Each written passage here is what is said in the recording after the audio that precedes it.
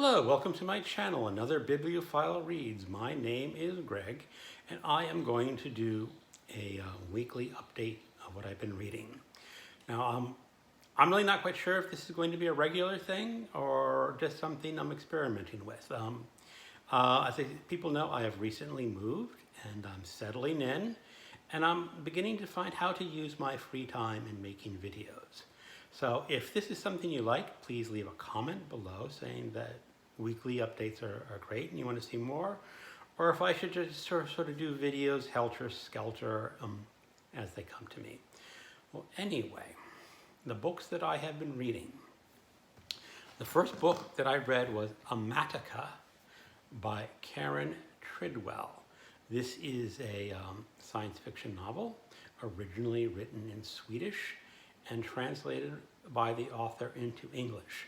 Now, my edition was an ebook on Kindle, so I don't have a picture to show you. One of these days, I should probably upgrade to some software editing, some software that has the ability to edit, and I can show pictures on my side. If anyone has any recommendations of good software to purchase or free software, let me know in the comments below. Currently, I am just strictly using my iPhone and uploading the video directly. Sometimes I record it on my Windows laptop and use the native software on that laptop, which really isn't very robust and you can't do a lot with it. But anyway, back to the book, Amatka. This is a science fiction novel. It has a feeling of a much older novel. It was only written a few years ago, if I recall correctly, but it has the feel of something that was written probably in the 60s or the 50s. The main character, Vanya, is basically going to be writing a report on hygiene practices in one of their districts. Now, this is set on a future world, and the inhabitants of that world are called pioneers. Unfortunately, they don't really understand how they got to this world, but they're trying to make a life there. And this woman, Vanya, is going to be writing reports on hygiene practices in the district called Amatka. And she's been sent out on a train. She is the only passenger on that train. And she is armed with a typewriter to do, and a typewriter. There is no technology, no advanced technology in this novel, which is why it feels like something written long ago. And it's a very unique feel to this book. So she goes off and she's supposed to interview people out in this Amatka district. And mostly what they do out there is farm mushrooms underground. And these mushrooms have a lot of uses. But there's also an issue in this world, is that items, when made in this world, will disintegrate into this dangerous and toxic goop, or potentially toxic goop, if they are not correctly labeled with what they are. So Vanya has a toothbrush, and on that toothbrush, the word toothbrush is written. And over time, that word fades, and when it fades into ineligibility, or not ineligibility, well, you can't read it anymore, it will turn into this goop. And so that happens to her, and the residents of the home she's given as temporary quarters look at her saying, you really need to be more careful. And let's just say that Vanya is not all that more careful. So this novel progresses, and it's a very repressive society. It's called a dystopian novel, and I kind of agree. But more than dystopian, what I get is the feel of a Soviet-era science fiction novel. I've read a few of those by the Stroginsky brothers, most notably Roadside Picnic, or Hard to Be a God, or a couple of the other ones. But that's what it feels like to me. Now, the writing in this book is fair and decent. It's not a prose style book. You will not read it for its prose style, but it's functional. And Vanya is not a heroine. She has no special abilities or special powers. She is just an ordinary woman dealing with extraordinary circumstances. And I find that very refreshing in the science fiction novel.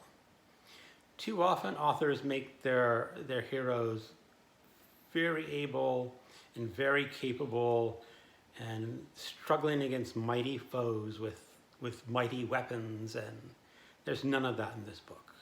There really are no chase scenes, or not really chase scenes, but there are no weapons or danger. It's all atmosphere. But there is a threat of this goop until you find out what it is. And I can highly recommend Amatka by Karin Tidwell. The second book that I finished was Diary of a Nobody by George Grossmith. And this is a book that was published in 1898, so it does count for Victober. And it is a humorous book. It is the diary of an ordinary British citizen and his wife. And they have a lot of humorous things happen to them. And most of it is just completely ordinary, like dealing with craftsmen and tradesmen in their new house, and how incompetent they are. And as someone who's recently sold a house and recently bought a house and has been dealing with modern day craftsmen and tradesmen, I'm sorry to say that they're still pretty much incompetent and blundering. There is an incident where the main character, Mr. Pooter, gets enamored with enamel paint, and he paints everything red. He even paints his bathtub red. And unfortunately, painting his bathtub red was a mistake, and you'll have to figure out what that mistake is.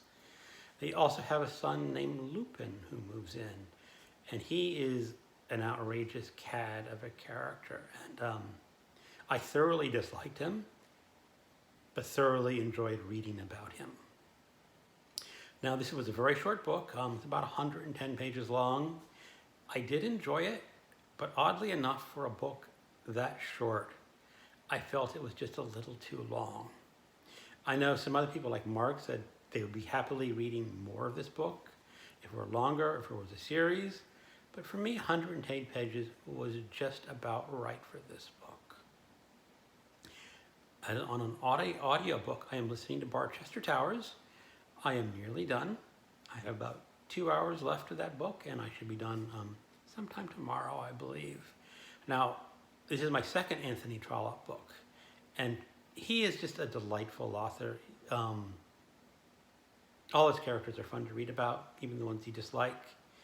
And I won't go into the story, but the story's not that important. It's the interplay between the characters and just the charming way Anthony Trollope writes. He writes himself into that book as an author, describing his choices. And as an author, I don't want to describe what this character is going to be doing, or something like that. But I truly enjoyed that. I have also picked up some other books that I started reading. Last night, I started reading Warlock by Oakley Hall. This is a very famous Western written in the 50s. It's supposed to be based a little bit on historical characters, but the author says he's taken a lot of changes in that history, and this should be considered just a work of fiction, even though you can trace back the characters to historical characters. Now, I am only about 3 chapters into it, but I've been quite enjoying it so far. Also, I have just started first chapter of Hawksmoor by Peter Ackroyd. This is going to be a buddy read with Sandy over at Miss Reads a Lot, and Alice and her channel, Alice and the Giant Bookshelf. Now, I was not expecting this first chapter. This first chapter is written in an imitation of 18th century English, with all its unique spellings and grammar and style. And I just was not expecting that. There's also, and this is a slight spoiler, but it's chapter 1, so I don't. The main character is an architect, is a Satanist. I was not expecting Satanism when I picked up this book. Now, this book is going to have dual stories. The first one is this Satanistic architect in the 18th century. And it's also going, and he's an architect building churches. And I find it very interesting that this Satanist is building churches. And one of his requirements for building churches is that every church needs a human sacrifice.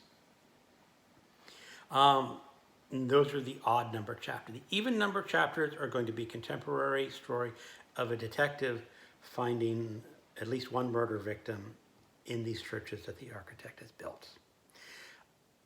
Anyway, that 18th century English was totally unexpected and quite enjoyable. So I will be getting onto that and reading about a chapter a day. I am also going to start rereading 2666 by Roberto Bolaño. This is a book that I've read before. I'm going to be reading this as part of the 2-month review podcast. They are also on YouTube, and you can see their videos and not just listen to their podcast. So if you want to join in, either as a reread or an original read, I will show the link below to this book. Anyway, that is what I am reading for this week. Thank you very much, and have a good day. Goodbye.